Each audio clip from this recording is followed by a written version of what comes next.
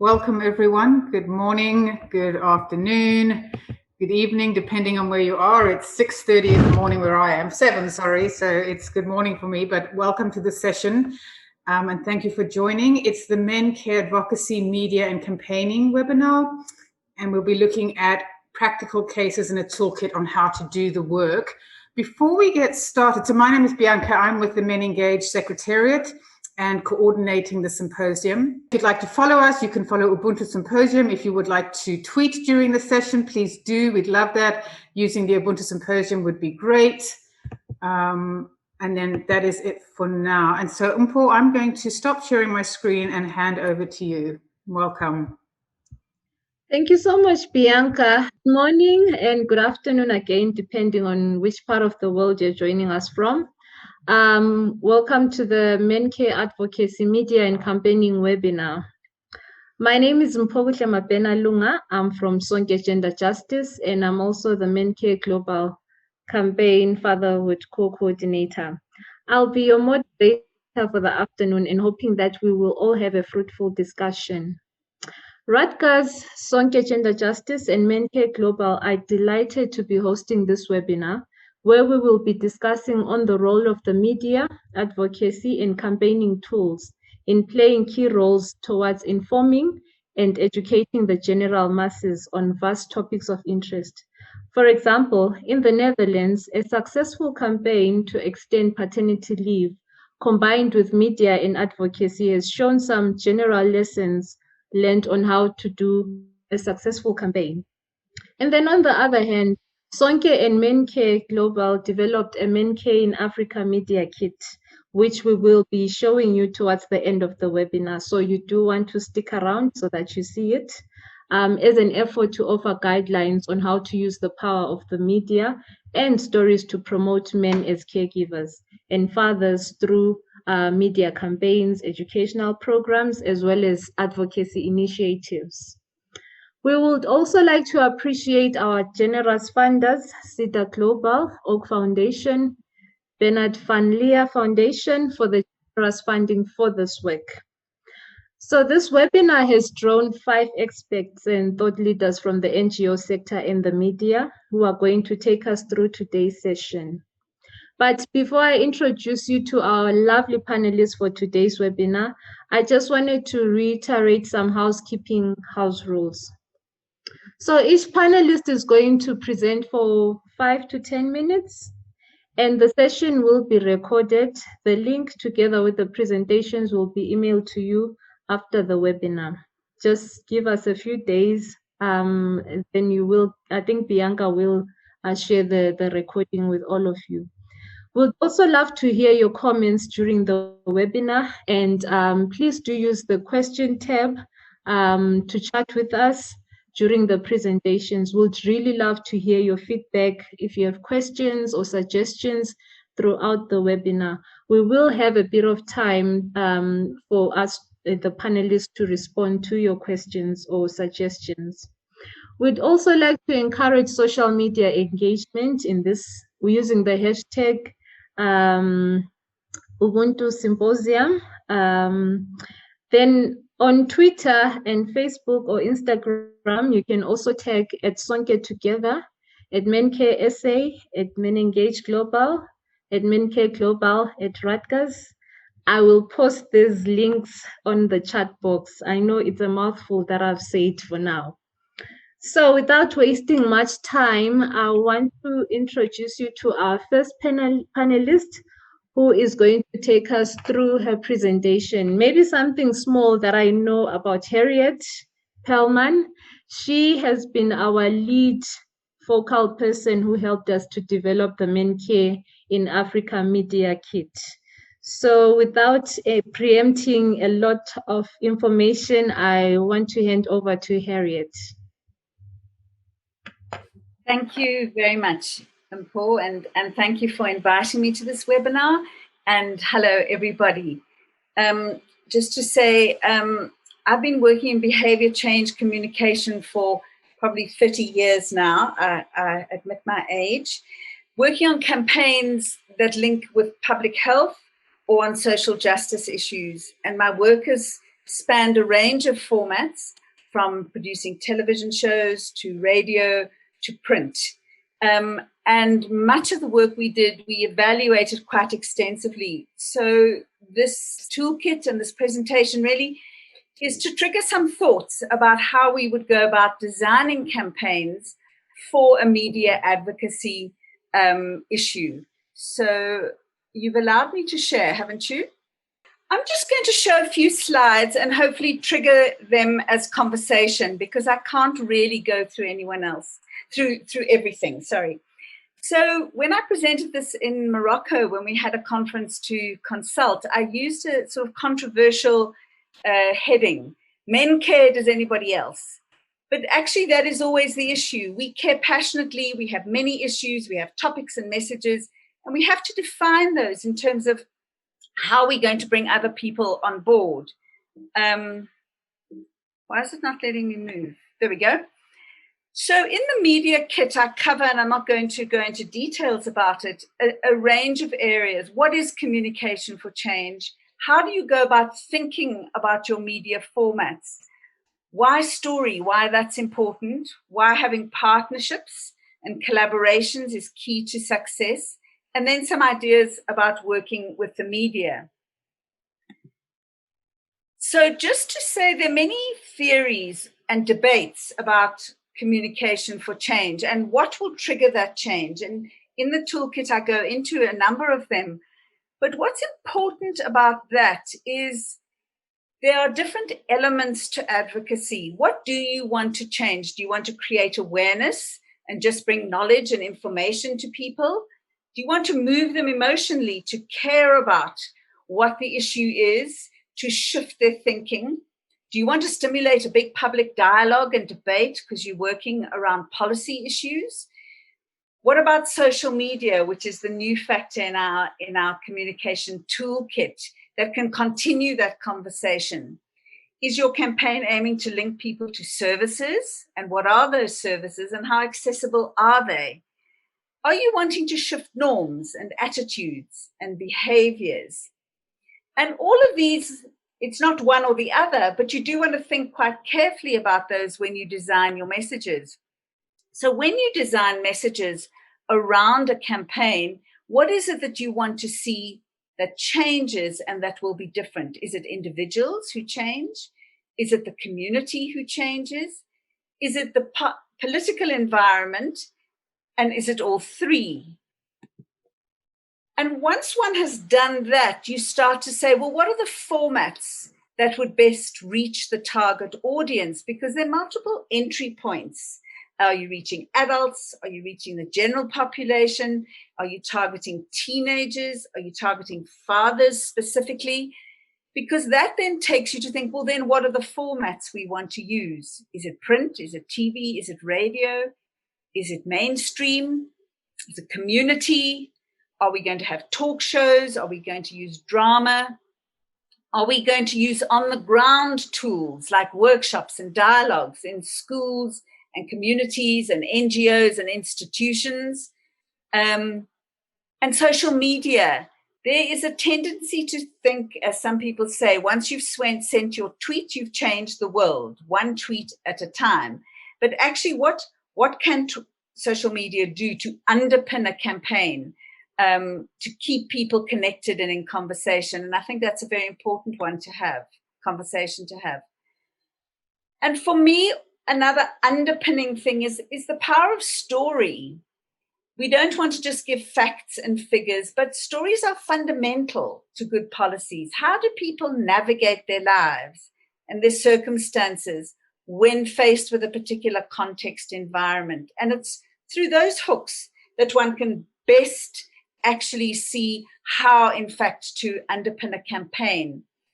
People identify with people because people face choices. And if through story, one sees the complexity of choices, it's really an important way to, in fact, get your message out. I remember during the days of doing big HIV/AIDS campaigns, and we were doing a lot of work around condom use. It was one thing just to say, use a condom, it will protect you. But actually, what are the circumstances that make it hard for people, hard for women because of issues around violence, hard for young girls because the clinics won't give them to them, hard for parents to have a conversation with young people about contraception. So you have to go deep into that. But once you do, then people understand that all change is about choices. One of the things that story can do is give a voice to the voiceless, to people who don't usually get a voice, to show that ordinary people can do extraordinary things. So that's another important way, another important thing to consider. And I see my 5 minutes is up. So I just want to go back to this first slide and just say, this is just an introduction to what communication for change is. It involves thinking about a theory and an approach that you want to take. When you choose your media formats, you want to think carefully about your audiences and what reaches them most effectively. You want to think about the power of story, because change is about people who navigate their circumstances. What I haven't addressed here is the importance of building partnerships, but this webinar is all about partnerships. We can't do it all ourselves. We are better together.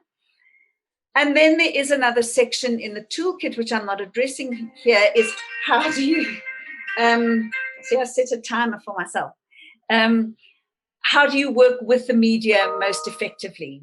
So yeah, for now, that's it. That's it from me. Thank you so much, Harriet. Wow, that's amazing. Just the power of the media.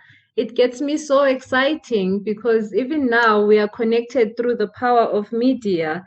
And I like how you really narrow these conversations down on, for example, the power of story and how to use the media around that. Yeah, I have so many memories. I mean, if I think about the toolkit that was developed, there's so many engagements that we had with our MenEngage Africa partners, and we learned so many things about how we really get male engagement into these discussions through the use of the media.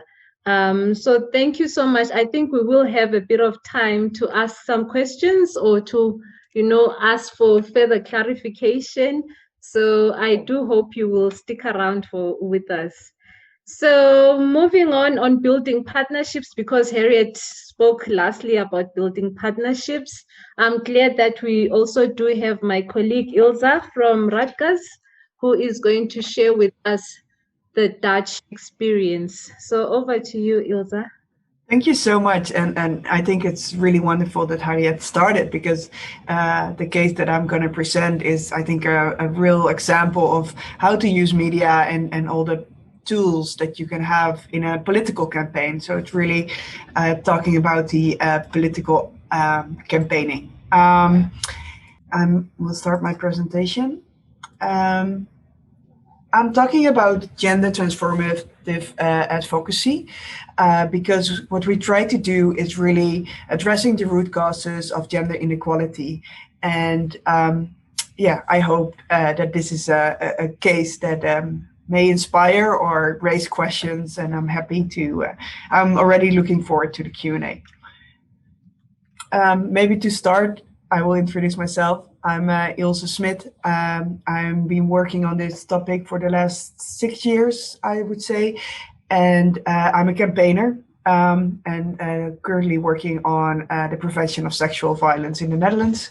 But previously, this was the campaign that I devoted my work to. So if you think about the Netherlands, you would think it's a very emancipated country, but it is not as emancipated as you may think.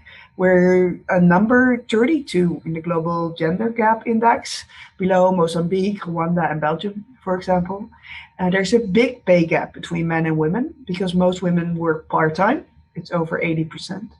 There's a strong motherhood ideology and a lot of pregnancy discrimination at work. In 2015, when we started this campaign, there were 2 paid days of paternity leave. And we thought this needs to change, this gender inequality, and what would be a starting point if you think about policies, and that's why we focused on paternity leave. So we started a gender transformative advocacy campaign where every parent is capable to contribute to the development of their young child and combine this with this care with his or her work. And therefore, we did a gender analysis. And I think this is a really important step if you want to start a campaign. And that is really thinking about the outcomes of your advocacy for women and girls, people with diverse sexual orientation and gender identities, and men and boys. And including the relations between other forms of inequality, the intersectionalities. So we did this around the topic of paternity leave, and we came to the following conclusion. Really important for us, it was that the leave should be non-transferable and 100% paid, because only then all parents can use it, and it will be an individual right instead of a right of a family together. We also decided that we promote solo care for fathers. That means that fathers can take up the time and spend time alone with their child instead of being what we call the assistant of the mother. Because that will really break gender norms in a household. What was really important for us, that it would be open to all partners of mothers, including people like same-sex couples. And we wanted to campaign with different agencies in society. This was our model, and I think it shows how our campaign looked like. So we formed a platform, Fatherhood, combining a lot of different stakeholders. We did direct advocacy towards the parliament and government. We spoke via the general public towards the parliament. We used media, and we did a lot of research to keep the topic on the political agenda. And that resulted in new legislation, an increase of paid leave 5 days directly after birth, and 5 weeks of leave in the first 6 months for 70% of the salary of the father. We didn't achieve the 100%, still working on that. And I think this workshop is really about, lessons learned and things to share on how to do it if you think about setting up such a campaign. And I think these are some of our lessons learned. Make a power analysis. I will show one just after this slide. Combine all the progressive voices in your country, but also the maybe not so progressive voices, but are maybe voices that are really into family values or have different arguments, but are okay with the increase of paternity leave. And combining them will really strengthen your voice. What we also did is apparently there were a lot of young fathers in our parliament, and they really listened, of course, to our message. Talking to them directly really helped us getting a lot of support in parliament. We found unusual allies. One of our strongest allies was actually the trade union. Always very powerful, I think, in almost every country. If you can get them on board, it is really making a change. We had a lot of luck that a lot of journalists were into this topic. So we had a lot of media. Still, I'm almost weekly on national media talking about this issue. And I would really try to find journalists who are interested in this topic and make your message inclusive for all fathers, for all parents, for all mothers, for all grandmothers, grandfathers. If you include them all in your message, people feel like this talks to them. This is an example of our power analysis. And maybe you're familiar with this tool. This is one of my main advocacy tools, I would say. And it's showing you, it's mapping how power is divided. And as you can see, actually a lot of people were already in favor of the extension of paternity leave. You can see that. Do you see? Yeah, you can see that in this area. But two very powerful, the most powerful organizations were against. So we decided not to focus so much on those who were against, but to unite those who were already supportive of the cause. That saves a lot of energy. So I would really encourage you to do such a power analysis, because it realize you where to prioritize your efforts. And then one I really liked about, I think it was developed by the State of the World Fathers in 2019, because often we get the comment like, what you achieved with legislation in the Netherlands, it didn't, it's not the golden bullet. And I totally agree about it. I totally agree. It is one step in a long process. So, and every step should be celebrated, also maybe when it's a small step. And I often heard that maybe in other countries it's difficult to achieve, such a step forward. But maybe you can think of smaller steps, and if you have maybe you have a very traditional culture and no policy, you first work on getting the culture more progressive, and then you work towards better policies around fatherhood, and then you can work again on culture, and so on and on, until we reach, I would say, gender equality and equal care in families. We're not yet there, but we have taken a step, I would say. So yeah, that was my presentation, and thank you so much for sharing it here. And I'm looking forward to the Q&A and maybe some remarks there. Thank you so much, Ilse, for that presentation. I've never been to the Netherlands. At least you've given me a bit of a taste of how things are happening there in the Netherlands. And I think for some of us who are in this part of the world, I think there's quite a lot of lessons that we could take away from, the campaign that you did. I like how the paternity leave days you managed to influence, building partnerships again. I liked how you said partnering with unusual allies. That was quite profound for me. And in one of your slides, mentioning media, and a bit of social media. That's quite profound for me, because it also links to what Harriet also said about the power of media and the power of storytelling. So thank you so much for the presentation. Please do keep on the conversations on our social media. Vestal did post our handles on Twitter, and also using the hashtag Ubuntu Symposium. So I am going to our third panelist, who is Vestal. I'm going to let him introduce himself, and also to remind everyone that please do feel free to post your questions or comments on the chat box, and we will really be excited to respond to them. So over to you, Vestal. Thank you, Mpo. It's really nice to be in this conversation again, and with some familiar faces and also some new faces to the conversation. I will be speaking a little bit about how we also worked on parental leave in South Africa, and particularly how we utilized exposure in the media of the issue to strengthen that advocacy work.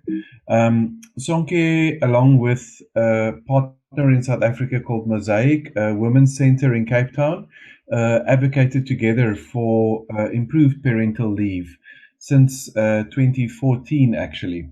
And that's the story that I'll be sharing. The previous law that we had in South Africa was until 2019 focused on 4 months of maternity leave, which you accrue some costs towards that as you become employed. You pay that into an unemployed insurance fund, and if you need to draw on that, you can draw up to 54% of your total salary on that. There was no specified parental leave for fathers or any other parents, and there was only 3 days of family responsibility leave for any other employed person than a biological mother. We did have some benefits for some parents, like adoptive parents, but no specified leave. So, as a part of the MenCare Global campaign, we produced the MenCare Parental Leave platform in 2015. It came out the same year as the first State of the World's Fathers report. And these two formed a global argument for advocating for equal paid parental leave for all parents, but particularly for leave for fathers in order to achieve gender equality for mothers. And I think, in the conversation about paternity leave and parental leave for fathers, it's often interpreted as a benefit to fathers and children on their own without realizing that the main argument is actually the pro-feminist or feminist argument that if men are doing their equal share of care work, it releases women from the burden of having to do the same, and also gives them an opportunity to engage in their own income generation. So this picture is from a newspaper article that came out in that year of one of quite a few gay couples in South Africa who actually had to revert to the court to acquire access to parental leave. And when the first version of the bill that I will speak about was submitted to Parliament, it was actually quite homophobic. It was stated by the party, the quite conservative party who proposed it, that the bill should focus only on heterosexual fathers. But we had the argument that a same-sex marriage policy framework, which South Africa does allow for, should be matched with the same-sex parenting policy framework. So you'll see there a headline from one of the newspapers. We had quite a comprehensive media strategy. We published opinion pieces. We collaborated with a father who had quite a lot of media exposure. He also worked on the draft bill that actually was submitted to Parliament. And we combined that with broadcast media, and including radio and television.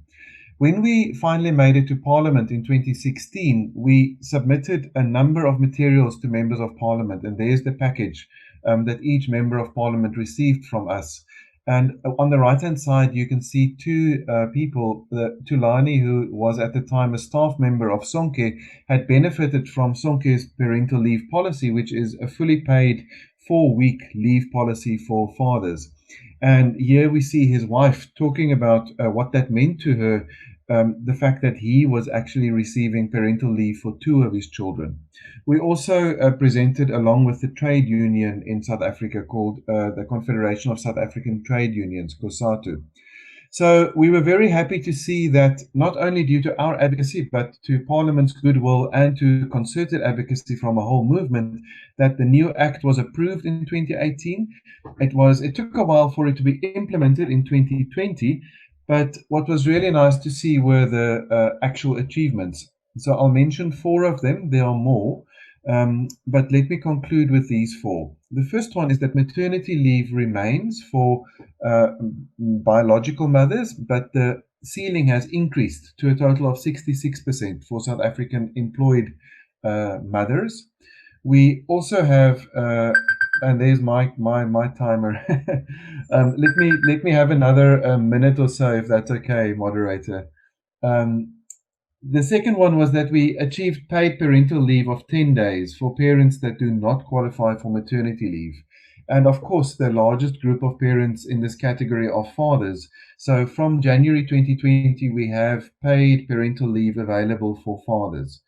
Our goal as MenCare is equal leave for all parents, non-transferable for parents, so a portion of that being non-transferable and it being paid fully. But this is a thin end of the wedge. It's the first step in the right direction. What was really also encouraging was the fact that the new act was gender neutral in the So it did not say that there's particular leave for fathers or particular leave for mothers. The portion for maternity leave was defined for biological mothers, but beyond that, it said all parents qualify for any leave in the country. So that was really exciting because it countered the original bill, and now it actually allows for all genders and sexual orientations. And I'm an adoptive parent, and I was paying quite closely attention to the language around adoption leave, and also influenced some of the clauses. And it's really nice to see that the legislation now provides for adoptive leave for adoptive parents, adoptive leave of 10 weeks. And this is the last slide in my presentation. We are now publishing the State of South Africa's Fathers Report, the second one in 2021. We did the first one in 2018. And we are including some findings from a South African Social Attitude Survey that the HSRC conducted in 2019, where they asked mothers and fathers, or men and women, about their attitudes towards parental leave for fathers. The summary of this slide is that men and women were very supportive of the idea, and also the majority believed that fathers will use the leave if it is provided to them. However, 47% or close to 48%, so just under half, actually believe that fathers will use their leave for other reasons than related to parenting. So we can see that this juncture there between the policy environment and the normative environment.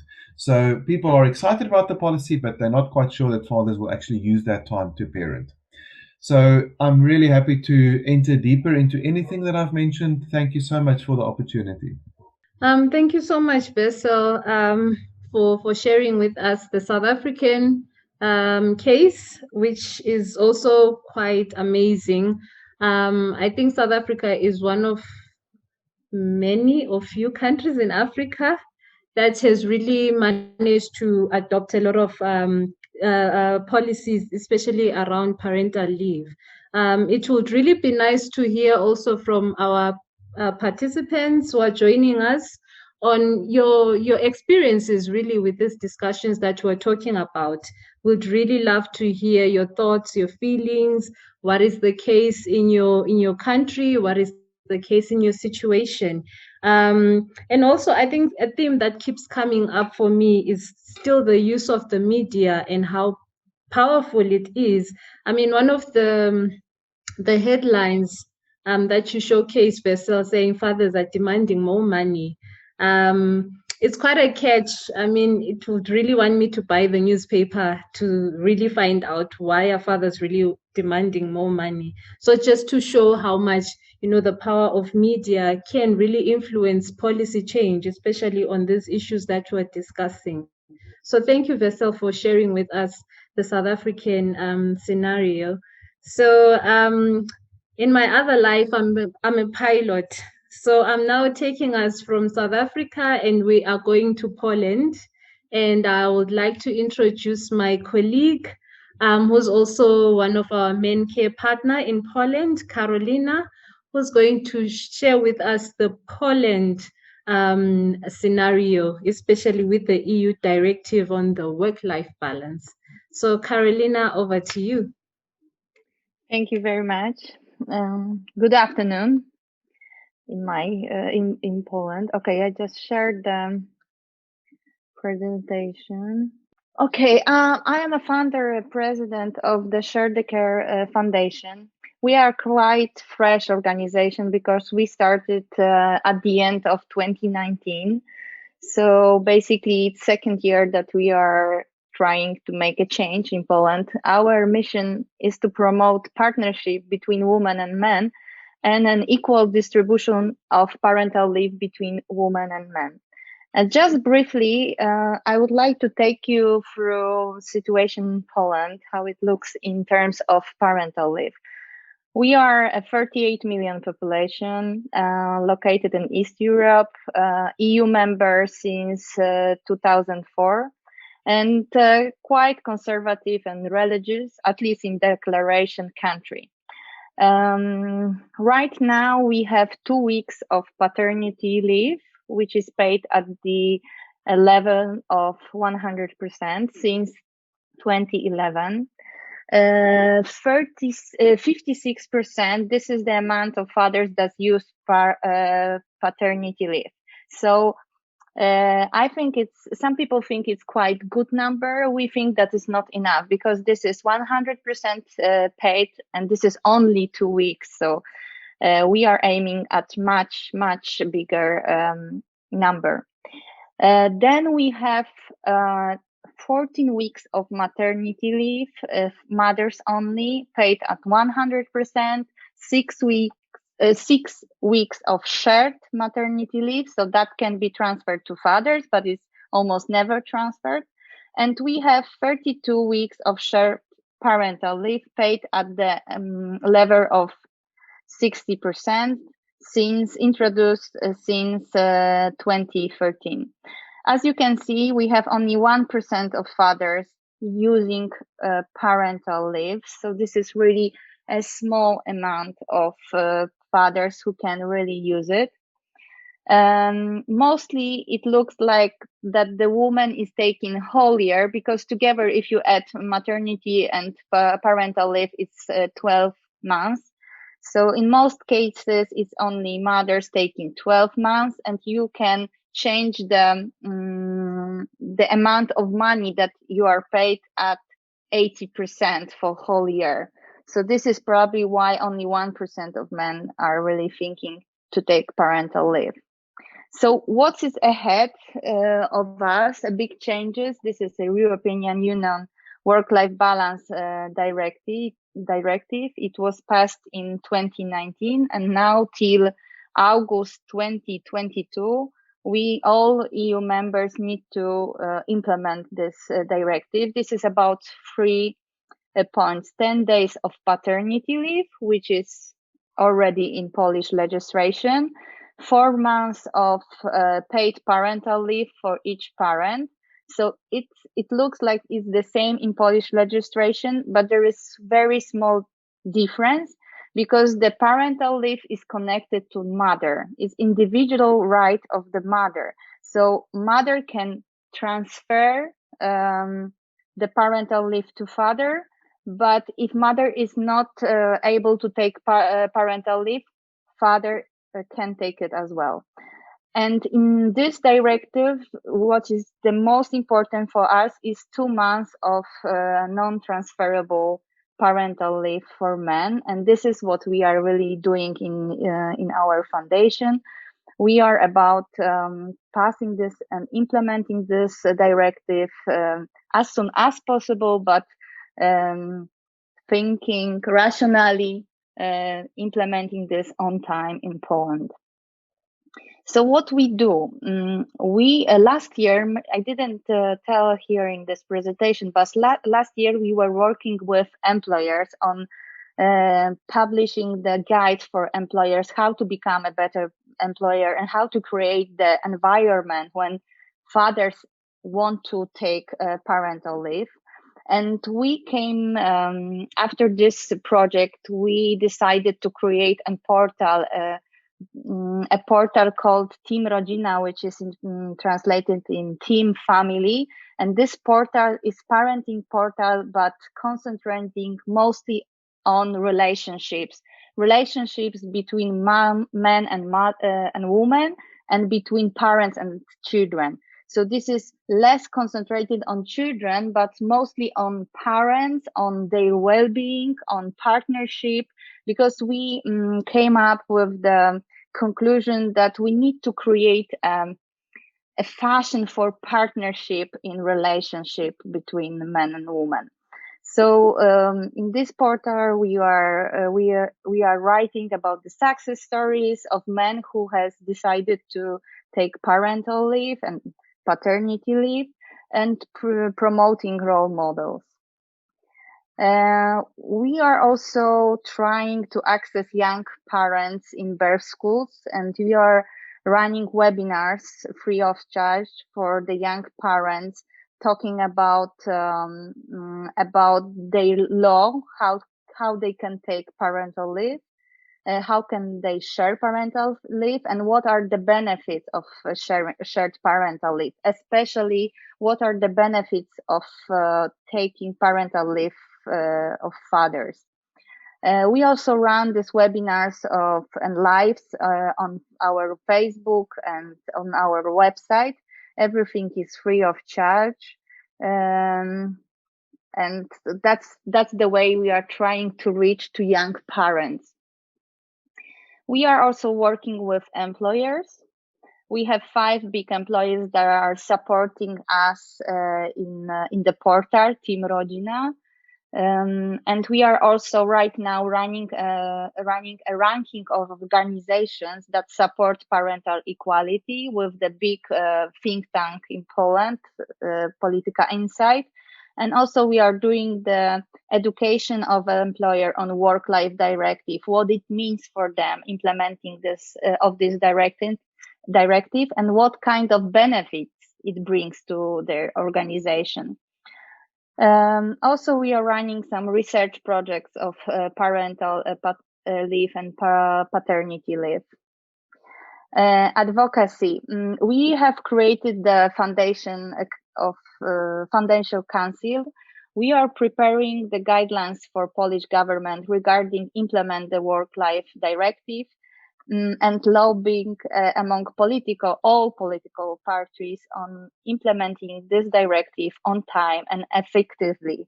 Because when you look at the Polish perspective, we already have the legislation that can allow fathers to take parental leave, but we have only 1% of them using this. So legislation is not enough. We need a lot of encouragement, and that's what we want to prepare for our Polish government to implement the work-life balance directive, this non-transferable 2 months of parental leave for men, but also a lot of encouragement activities that will show Polish parents the benefits of it and create the fashion, create the movement in which the partnership will be something that is desired by young people.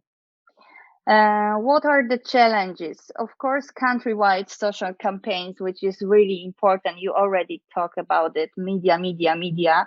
But we are quite fresh organization, so this is really difficult to raise funding for that. Of course, a lot of difficulties in finding role models, especially fathers on parental leave. Popular people, famous people that shape mass imagination and aspiration of the young parents. And of course, this is a group of women, how to convince women on sharing parental leave with their parents, because men is the one side of it, but the other side of it is mothers. And we found out in our researches that the decision about sharing parental is taken by women. It's not by men already in Poland. So that's our challenges. And thank you very much. That's it. Thank you so much, Carolina, for taking us to Poland. You know, one of the things that you mentioned, if I heard you correctly, that maternity leave can be up to a year, 1 year. Wow, I think I want to move to Poland for my last child, my last born. I'm definitely coming to Poland for that 1 year. Well, for you are me, invited. For me, it's great strides. Really, I'm overwhelmed by how Poland is really having such a policy for mothers, but also on the flip side, just wondering why men really having that 1%. I mean, the percentages for me are quite surprising. But one thing that I think I liked of what you say is the benefits for fathers, why they need to take the parental leave. It's something that's quite profound for me that you really spoke about. I've actually seen some questions that came in, which I hope we will take when Tom has finished the session. So without wasting time, we are going to Eswatini. where Tom is going to share with us the story of Eswatini. So Tom is also one of our MenCare partner. So we are delighted, Tom. Please go ahead, take us to Eswatini. Excellent, thank you. Good morning, good afternoon, everyone. Thanks, Paul. My name is Tom Churchyard. I'm the founder and executive director of an organization called Gwaka Invotsa, which means building a man in Siswati. We implement nationally across Eswatini and also a member of MenCare and MenEngage as well.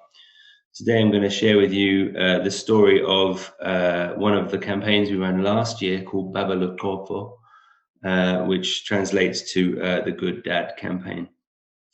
Before I do so, just a little bit of backstory pre-COVID about Gwaka Invotsa. We are an 8-year-old organization based around building healthy, resilient, and more gender equal societies by basically focusing on men and boys through health, social, and financial programming. Until recently, and even despite COVID, we are present all across Eswatini in a majority community-based way. And obviously that's been hugely challenged over the course of the last year, considering lockdowns and, responses to COVID-19. So today, hopefully we can share a little bit about how we navigated that with social media and with the use of alternative programming as well. As I said, our footprint was fairly large in a small country, and it's still fairly significant across just over half of the constituencies in Eswatini. But now we're looking at growing our social media and our online presence even more, particularly when it comes to things like advocacy campaigns. To give you a bit of background about Eswatini, folks, we have a number of issues that basically stem from unstable family units here in Eswatini, poor health-seeking behaviours amongst men, migratory work, and also the sort of social norms that are placed on men around breadwinning and that keep women out of the formal sector and especially out of leadership positions in that sector. We're quite a traditionalist and patriarchal society, headed by men in most instances, in most spheres of family, community, political life, and that goes sort of bears fruit in the or you can see that as an example in the paid paternity leave policy, because there is none in Eswatini. But in addition to that, there is a cultural practice of separating mother and child, or mother returning to her maternal homestead after the birth of a child, which really, for those that adhere to that cultural practice, and it is getting less common, but still exists quite widely, separates men from their newborn children for at least a few weeks or several months in some cases after their birth. It goes therefore to show that because of all these reasons, we have an issue whereby a young person is 3 times more likely to be a paternal orphan than a maternal orphan, due to our ongoing epidemics and health issues, as well as the risk behaviors that men often have in such patriarchal settings, and the instability that I alluded to earlier. 22% of people under 18 live in the same household with biological mother and father. And although there are lots of different families, and we can acknowledge that, that's a startling fact that you can see in South Africa as well. In fact, in some areas of Mpumalanga and KZN has similar sort of statistics. So in 2020, we decided to run a campaign that built on our previous work with fathers and men, to engage fathers, to encourage men to take more action in the home and in the domestic sphere, and also to celebrate role models. And I think that last one is something that we often forget to do, and it's often vilifies or ostracizes men when we come at them with messaging that doesn't equally celebrate those that have adopted some gender transformative methods in their home and in their families, whilst encouraging others to do so too. So in short, I'm going to briefly run through the activities. We had 5 or 6 activities, and then talk about the lessons learned. So the majority of, or the main thrust of this activity was to work with, in an interpersonal way, with fathers, new and expectant fathers, using the MenCare and the adapted Rwandan manual that was developed by Promundo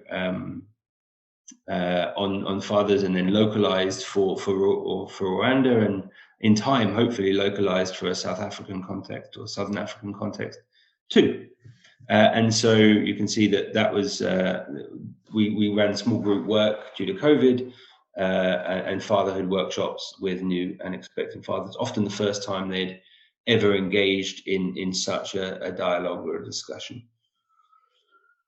We then selected individuals from those workshops and ran photo documentary sessions with them. So we got a professional photographer to those who are willing to document them, trying to take on some of the lessons and the work that they'd learned in that workshop. And we simultaneously ran a photography competition, and then both the professional images and the amateur images submitted to the competition were put into an exhibition later on in the year.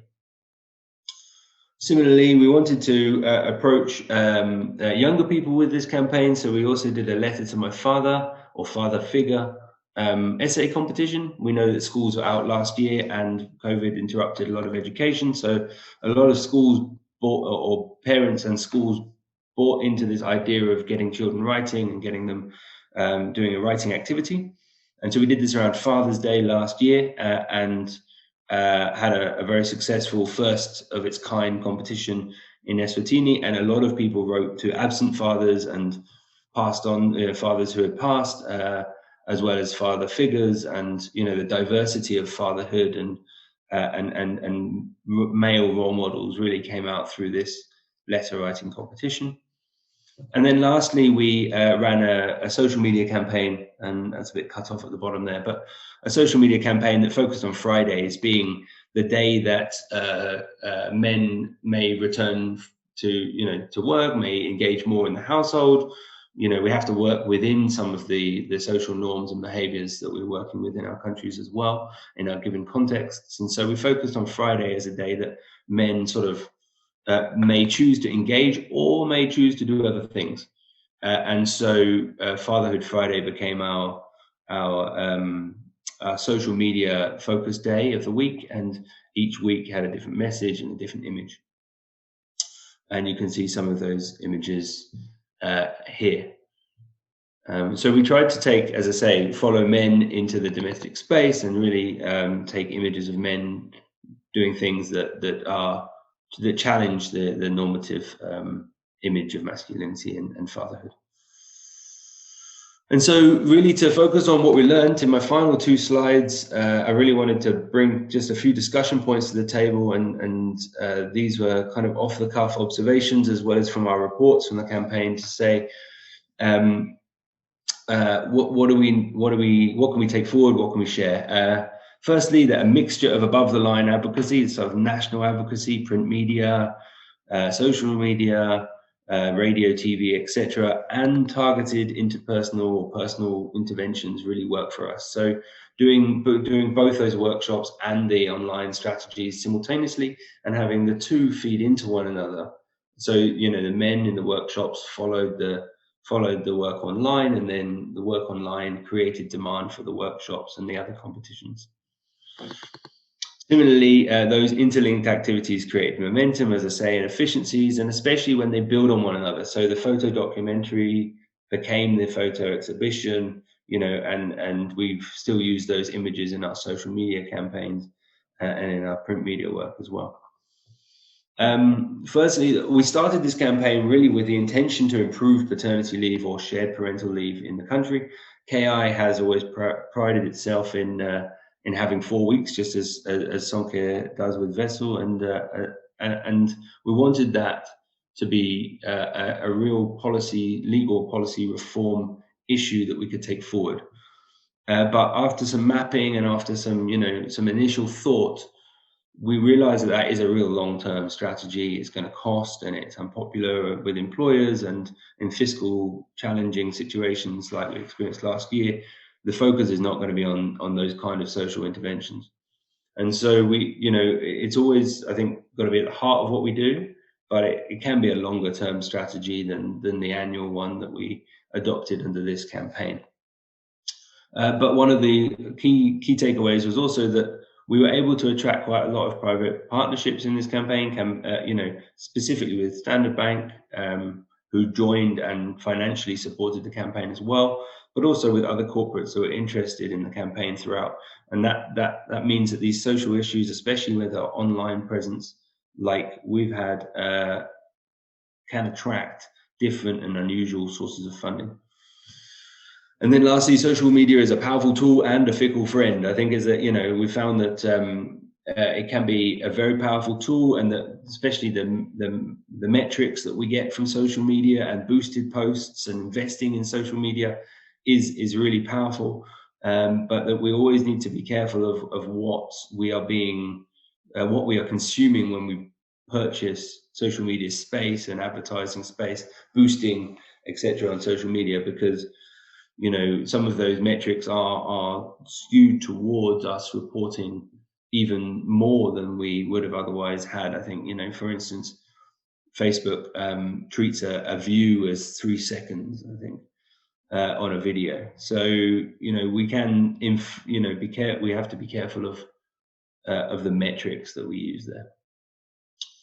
And then lastly, strong campaign messaging creates conversation, but also sometimes we have those challenging conversations as well. This campaign is called the Good Dad campaign. We had a number of people come to us and say, what does it mean to be a good dad? Are you not reaffirming, a different image of heteronormative masculinity by doing so? And although it resounded very much with our local context and our local language, these kind of issues are worth considering. How much are we challenging, and how much is a campaign that might work locally not maybe serving as many long-term goals or as many purist gender equality goals as we would like it to. And then penultimately, we found that the commemoration days, Father's Day, and the 25th of November, International Day of the Elimination of Violence Against Women and whatnot, they really help, but they must be treated with care. They can't be the only focus of our campaign. Our biggest attention and our biggest visibility in the campaign certainly came around those commemoration days, but as we know, they can be distracting. And if you treat these issues as a once a year kind of thing to deal with, then you lose some of the potency of your message in the long run. And then lastly, the lived experiences of those in the workshops was truly staggering, and something that we really need to capture more of. And many of these fathers had never spoken about these kind of issues before, and it's important that we capture those voices going forward. And then just a small one from us that we've learned: pay for your pictures, because they're such powerful media tools. Pictures say 1,000 words, and we can reuse them over and over and over again in various different ways and settings, and make sure that that message is really strong across platforms. So thank you so much for your attention. Check. Thank you so much, Tom. Wow, the Good Dad campaign. Yeah, I'm glad you brought out some of the conversations that we do get out there to say, but why are we celebrating dads? I mean, this is what they're supposed to do. Yeah, it's been amazing listening to the work that you do. I've really seen some of the gains that have come out of Eswatini, which is really, really good. I'm really excited, and again, a crossing theme that still comes from all the presentations so far that I've seen is how policy and advocacy and the media somehow put in one pot, all in good faith to achieve fatherhood policies, for the betterment of parental leave, and also just strategies on how to use the media I have noted some questions on the chat box, which I will be asking colleagues to respond to. But I guess an overarching debate that I wanted us to talk about, because I'm quite generous enough, I am going to be opening up to anyone, the participants, to keep asking us questions or areas of clarity that you may need. But for me, I think something that really stands out for me that I hope we can take away is what can we really learn from all of us? What can we learn from each other? Because we do come across with different strengths, with different campaign strategies, with different media strategies. So for me, I would really want us to have a debate around that. But before I go there, there's a question from Danya. I think it was with Carolina asking why is the 6 weeks of shared maternity leave in Poland almost never transferred to fathers? That's a very good question. We haven't researched women on that, to be honest, but this is because maternity leave is followed by parental leave. So as you said, you said that you have 12 months of maternity leave. The truth is that half of it is maternity, the second is the paternity. But in mass imagination, everybody view this as 12 months of maternity leave. So it doesn't pay off for mothers to share maternity leave with the father if parental leave is followed after the maternity leave. And the second issue is the finance issue. It's always when we talk to the parents, they say that it never pays off to share parental leave because obviously men earn much more than women, and that's the issue right now. Can I have a brief reaction to it? I think, and we see that in many countries, is that the reason why mothers take most of the leave, or almost all of the leave, is because of underlying gender norms. And you're a good mother if you stay at home for 12 months. And so that's why it's so important to really do this gender analysis before you start campaigning, because it seems like perfect to have 12 months of maternity leave, as you said. But in the end, the reality is that you keep women at home for 12 months, also the mothers who don't want to, who want to go back to work. But because of the norm in society is that it's good for a mother to be home 12 months, they won't start earlier. So I don't say like in the Netherlands, it's only 10 weeks of maternity leave. I don't say that is ideal, but at least, in Germany, just our neighbor country, they have 12 months. And I know a lot of women who don't want to stay for 12 months at home. It's really bad for their careers. It's keeping them away from what they actually want to do. And therefore, and I think that Wessel shared it in one of his presentation, it is so important to have the arguments in line. And one of the things that really is helpful is the MenCare parental leaflet, where there's a good explanation and evidence-supported argument for non-transferable leave. And I don't know, Carolina, if that is, maybe something to push for in Poland, because it doesn't cost anything. It doesn't cost anything to make it non-transferable, but it will make a huge difference in the participation of fathers. Yes, I do agree. This is why we want this non-transferable directive to happen. And there is one thing I didn't say, that the child care institution are open after the child is 1 year old. So that, the child care, you don't have nothing. If you want to come back earlier to work, if you don't have a partner who takes parental leave, you have no one to take care of your child. So this is also, the important point. Quite interesting discussions. Wessel, do you want to step in? Sure. Just two comments. I know we've got a program, but this is an interesting topic. So the one point is about the progress in Sweden, and then I think the other point is just in relation to what Carolina is saying about childcare. In Sweden, the non-transferable leave is also quite gendered in how it's being used. So we still see the majority of the non-transferable leave. So men mostly forfeit or often do not take their leave, but women are more likely to take their full period of non-transferable leave. But if you look at, since it's been introduced in, I think, the 1970s until now, there is a reduction in there is an equalizing trend.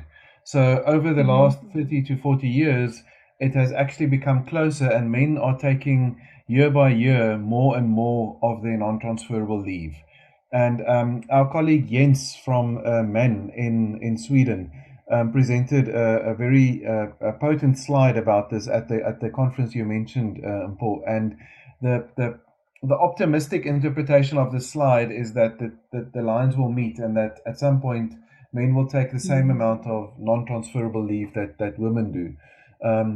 His slide was shown before COVID, so the world has changed significantly since then, and I think as we've seen, care work has increased radically. So.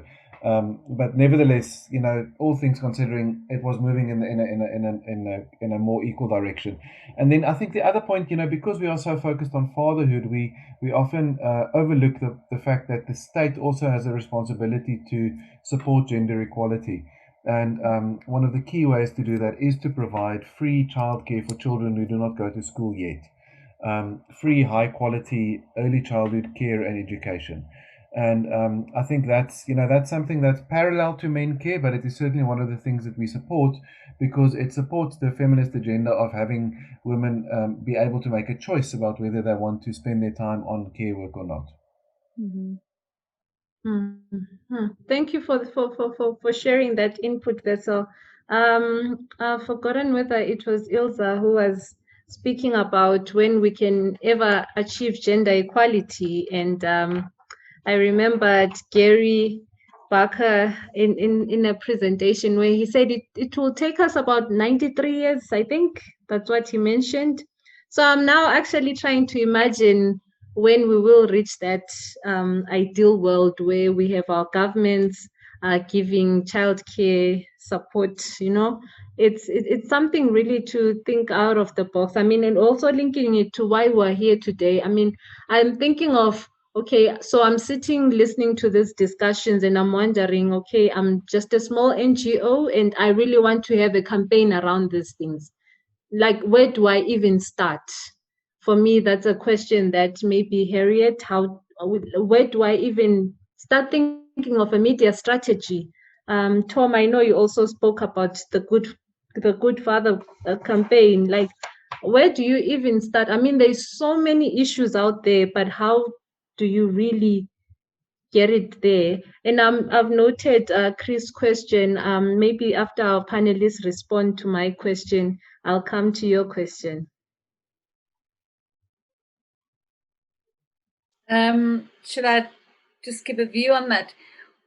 One of the things that I think is key to behavior change communication is the process of doing formative research, so that in fact you do go out and you understand from your target audience exactly what are their issues, what are their behaviors, and what are the barriers to any change that you might be wanting to make. And that includes looking at social norms. And so I think one would find when one does that, issues of gender come in very strongly. So that's a very, very important stage of formative research, is doing of behavior change communication, is doing formative research to understand, and then crafting your messages from that. And there may be primary messages and there may be secondary messages. Okay. Tom? Yeah, certainly agree. For us, we because we're often in communities and doing work with young men and older men, on other issues. This campaign kind of came naturally out of our work with health and our work with gender-based violence prevention work in terms of, you know, mapping those root causes of particularly GBV, as we all know, some of the cyclical natures of violence perpetrated often by men who are not good role models, and then also some of the cyclical natures of violence perpetrated by men in terms of being absent and neglect, and so to try and map out those root causes and address them, as I say, for us was maybe a bit simpler because we were talking to people in the community day on day. And so this was quite a natural process, and it's a campaign that now will hopefully form a good proportion of our work because of the response that it garnered last year. And then I suppose in addition to that, and in addition certainly to the formative research, being willing to take a bit of a risk, you know, obviously with some audience testing and things like that in mind, but nonetheless, you know, we knew we weren't going to achieve parental leave reform in a year, but certainly, you know, we moved the needle very slightly towards that in a few years' time. And so, and the campaign took got a lot of following and a lot of attention because of that risk, I suppose. So thanks. Thanks, Tom. I'm also seeing comments from Sivam. Sorry if I'm pronouncing your name wrong. Whether anyone is working in the human trafficking sector, and they also ask whether how do we get your financial support in, or what kind of strategy do you use? I'm not so sure whether Sivam is around to maybe clarify the last part of the question on what kind of strategy you use. Tech, I don't know whether you can allow Sivam to make a point.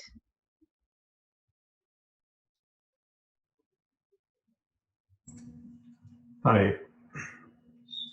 I would like to find out what the strategy, or how you guys getting the support, financial support when it comes to campaign, especially,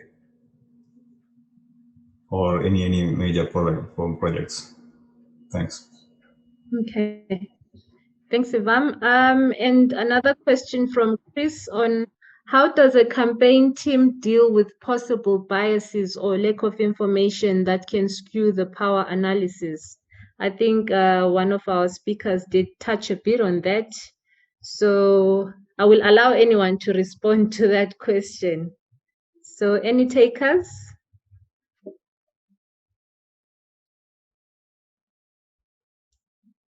Anyone wants to respond? Yeah, I think I wrote most of my response into the chat, but I think it's it's just, you know, it feels maybe scary to make a power analysis, but you should just start doing it, and I think it will give great insights because you will see new angles that you haven't seen before. Because sometimes we focus just on the opponent, while, as Carolina also said, working together with businesses can really help your message. As unfortunately but true, politicians listen sometimes better to businesses than to NGOs, right? So if you can combine your campaign message with the message of those companies and give them a platform to shine, because that's of course what they get in return. So be careful, don't work with the wrong businesses. You don't want to give them a platform. So yeah, I would really encourage everyone to look at those unusual allies, and a power analysis is very helpful in that. Okay, anyone else from the panel who wants to respond? Yes, Basil. Paul, I'm just going to put this slide up here from a different presentation because I think it applies to this conversation. I mean, I can spend an hour presenting just this, but the intersection between behavior and language. And I think, you know, for us, we often see ourselves striving towards the top right, where we want to be pro-feminist and gender transformative. But the risk is that we only work with people who are perfect feminists. And the point is, we actually want to change behavior. We want people to improve. So we need to find a way to reach audiences that are either using quite patriarchal language, but are trying to do something good, like the top left-hand quadrant, where there's often some of the language for that might be a paternalistic benefactor. How do we move them towards a more gender transformative use of language, for example? Or the virtue signaling, where there's a lot of wonderful language but not much good behavior. How do we improve their behavior? So that just as a map of this diagram just reminds me that we can't only work with everybody that agrees with us. We need to also find ways to communicate with a broader audience. And if we're talking about the use of media for fatherhood, this has been a delicate balance for us to navigate, where we don't want to assert fathers' rights as superior to mothers' or women's rights. We want to, in fact, get fathers involved for gender equality. But at the same time, groups that might involve fathers for, like in a maybe a traditional religious context or a cultural context for that matter, they might be ready to understand a more equal or a more kind of human rights-based approach. So, the question is, where does the harm lie and how does one prevent harm? So it's a difficult balance. It is something that I haven't quite solved, but I'm interested in how one can find that balance between reaching the audience who you actually want to change and keeping a line on what you want to achieve, and not to compromise your own values. Thanks for this analysis, Vessel. You're taking me back to school with this diagram, which is quite informative and quite detailed. So thank you so much. Yes, Harriet? Just 2 points that I think are useful on this. I'm reminded of public health work where, we said all the time, the main thing is do no harm. And it's extraordinary how easy it is to do that. But that is a bottom line. And the way you can sometimes assess that is if you can just test some of your resources with a target audience. Even if it's a small group, have very little money, you can bring together a focus group to say, how do you read this? What do you understand by this? Often you can pick up that what you think is your message, in fact, is not being read in that way. Or you pick up really interesting takes on what you've done. So I would build that into the process all the time. Thanks for sharing this, Harriet. I don't seem to see any more questions coming up. So I guess I now need to move on to the next session, which is the Media Toolkit, which Sonke developed with the support assistance with Harriet.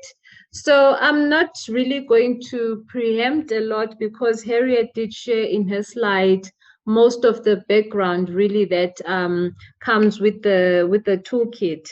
But what I can do in the meantime is perhaps share the link to where the toolkit can be obtained from. So just to share a brief background of why we decided to do a media kit. So it's because of such discussions that we've had this afternoon. I mean, MenCare is a global fatherhood campaign which really looks at issues around fatherhood, care work.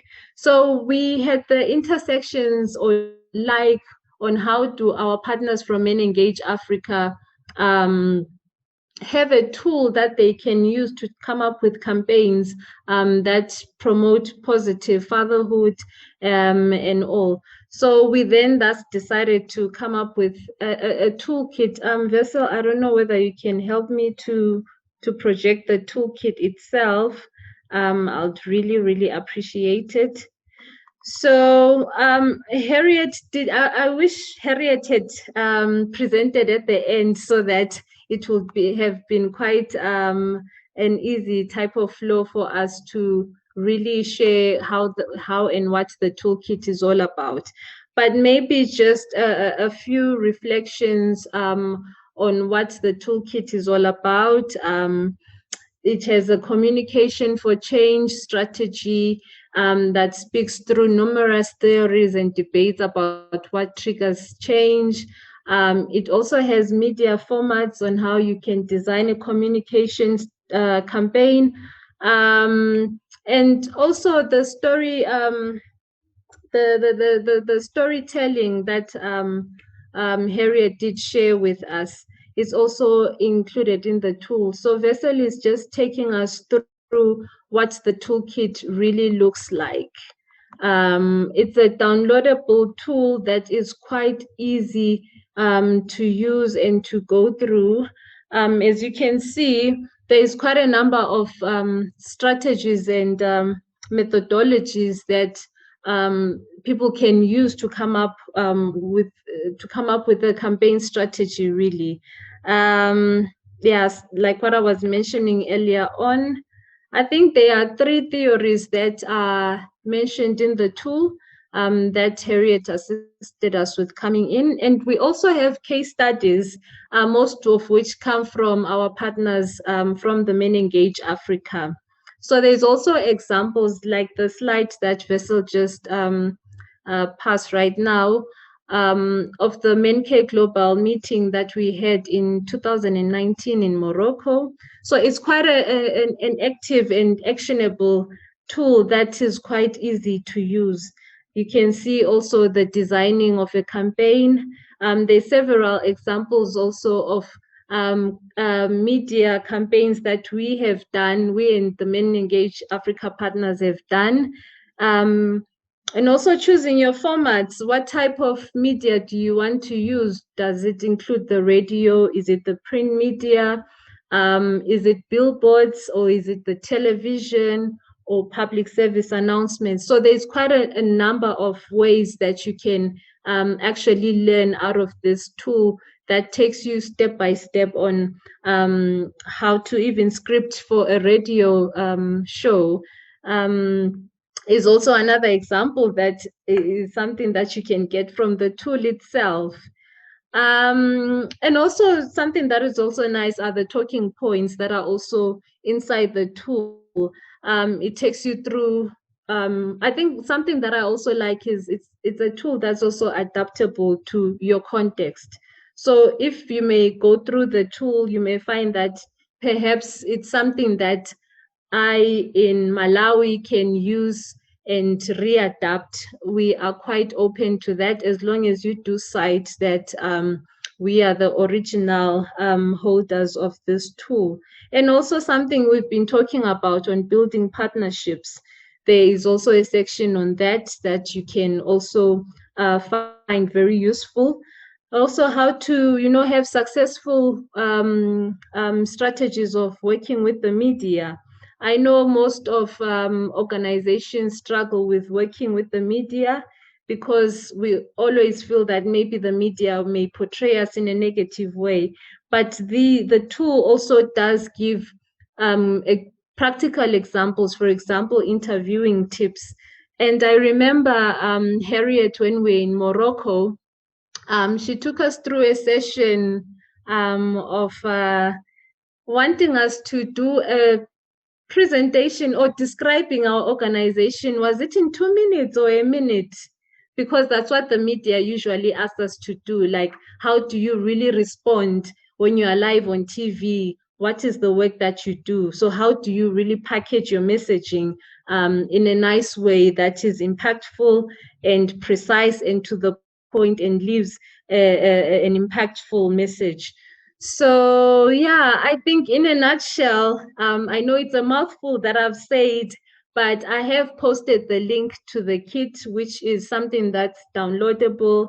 Please feel free to visit the website and download the media kit. I don't know whether there's any questions or areas of clarity. So if there are no questions or areas of clarity, I would like to go back to our panelists and just ask them to a final thought before we end the session. Any last departing thoughts? Harriet, you're the one who's on my screen right now. No, I don't really. I think one of the most enjoyable parts of working on this with Sonke Gender Justice was, in fact, taking theory and ideas and then actually doing activities with people and finding out, well, what work can you actually do and how can you adapt it? And I hope the questions then allow you to say, actually, this is useful for me, and actually, this is not. This costs way too much, but actually we can manage that. So it's not a Bible. It's not a guidebook to tick. And I hope you find that in it, because many people had very, very different experiences, but hopefully find something useful. Thank you so much, Harriet, for your closing comments. And I will ask Tom for your final closing comments. Thanks. Just I suppose in 2015 to 2018 in Eswatini, we were working towards the enactment of the sexual offences and domestic violence legislation here in the country. And that's been a long-winded campaign of 10 years or 15 years to try and get it through into law.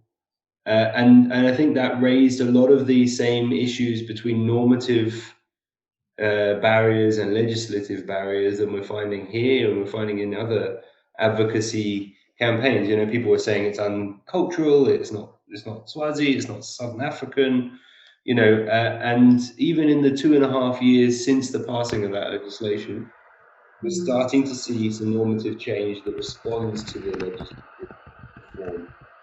And so, you know, when there's never really a right time to go for legal reform versus normative reform, but the two are so interlinked, and they do have an effect on one another.